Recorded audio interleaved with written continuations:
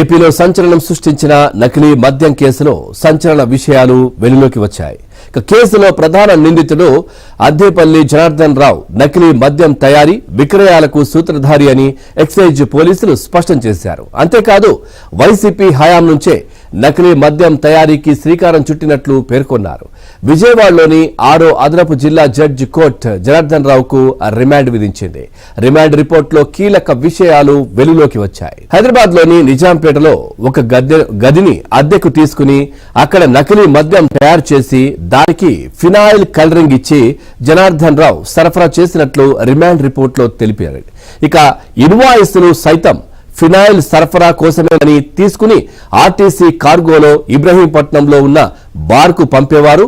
నిజాంపేటలో ఏర్పాటు చేసిన నకిలీ మద్యం డిస్టిలరీని తర్వాత అన్నమయ్య జిల్లాలోని బొనకల చెరువు, ఎన్టీఆర్ జిల్లాలోని ఇబ్రహీంపట్నానికి విస్తరించారు.